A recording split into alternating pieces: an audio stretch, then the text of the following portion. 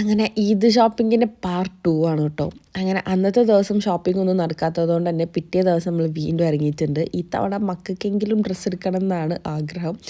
അവിടത്തെങ്കിലും കഴിഞ്ഞാൽ അത് കഴിഞ്ഞല്ലോ.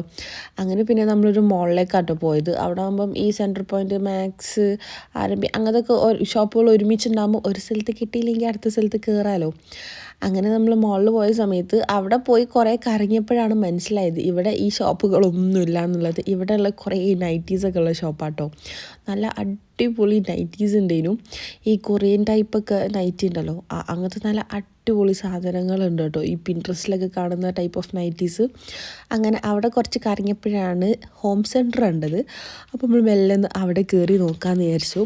പക്ഷെ അവിടെ കൂടുതൽ ടൈമൊന്നും സ്പെൻഡ് ചെയ്തില്ല കേട്ടോ. ജസ്റ്റ് കയറി ഒരു 5 മിനിറ്റ്സിനുള്ളിൽ തന്നെ ഇറങ്ങി. കാരണം ഇവിടെ കുറേ ടൈം സ്പെൻഡ് ചെയ്താൽ പിന്നെ ഇന്നത്തെ ഷോപ്പിങ്ങും കാര്യങ്ങളൊന്നും നടക്കില്ല. അതുകൊണ്ട് പിന്നെ നമ്മൾ നേരെ മാക്സിലേക്ക് തന്നെ പോയിട്ടോ.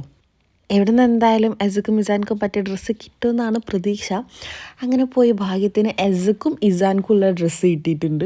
ഇനി ജമൻക്കാട് കുറേ തപ്പിത്തിരുന്നെങ്കിലും ഓൻ്റെ സൈസിനുള്ളതൊന്നും കിട്ടിയിട്ടില്ല കേട്ടോ. അങ്ങനെ പിന്നെ അവിടുന്ന് എന്താ പറയുക, ഇസാൻ്റെ ഡ്രസ്സൊക്കെ ബില്ല് ചെയ്തിട്ട് മെല്ലെ ഇറങ്ങി. കാരണം ഇസാൻക്കും പിന്നെ എനിക്കൊക്കെ എടുക്കണമല്ലോ. അതിന് ഇസാൻക്കല്ല, ജമൻക്കും എനിക്കൊക്കെ എടുക്കണമല്ലോ.